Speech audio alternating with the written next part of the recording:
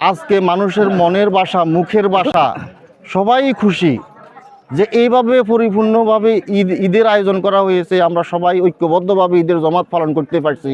আল্লাহর কাছে শুকরিয়া আদায় করছি। আমাদের দীর্ঘ একটি যুগ এই স্বৈরাচার আওয়ামী লীগের দোসরদের কারণে আমরা ঈদগাহতে আসতে পারি নাই, সবাই মিলে ঈদের নামাজ পড়তে পারি নাই।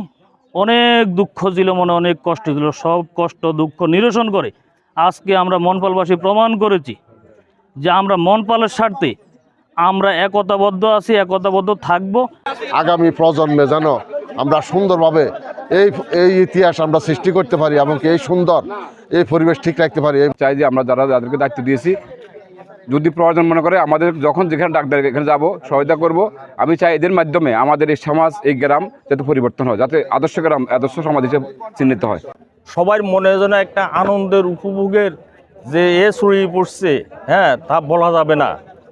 মানুষ আজকে 8-10 বছর পর এই মনপাল ঈদগাহের মাঠে একত্রিত হয়ে মানুষের যে দুঃখ কষ্ট ছিল সব আজকে মানুষ ভুলে গিয়ে একসাথে হয়ে মানুষ বুকের সাথে বুক মিলিয়ে মন খুলে আজকে কথা বলতে পারতেছে। দীর্ঘ 12 বছর পরে, প্রায় এক যুগের পরে আমরা মনপাল কেন্দ্রীয় ঈদগাহ মাঠে জড়ো হতে পেরেছি। এজন্য মনিবের দরবারে শুকরিয়া আদায় করি। এবং আজকের এই ঈদ মাঠের মুসল্লি উল্লেখযোগ্য, চোখে পড়ার মতো আমাদের যে প্যান্ডেল সেটা কানায় কানায় পূর্ণ হয়েছে এবং রাস্তাতেও মুসল্লিরা দাঁড়িয়েছে। তো আলহামদুলিল্লাহ আমরা খুব সুন্দরভাবে সুসম্পন্ন করতে পেরেছি।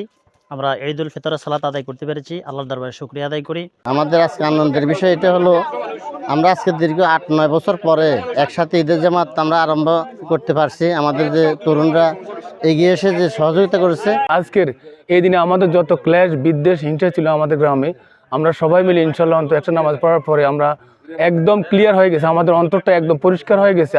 আমরা সকল মানুষ, সকল দল মত নির্বিশেষে একসাথে নামাজ পড়তে পেরে আমরা সত্যি আনন্দিত।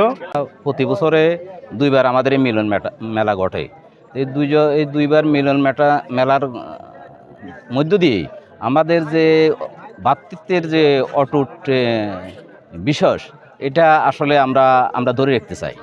এখন এটা নির্ভর করবে আসলে এখন সামাজিক, মানসিক এবং দৈহিক যারা এই গ্রামে যারা নেতৃত্ব দিচ্ছেন।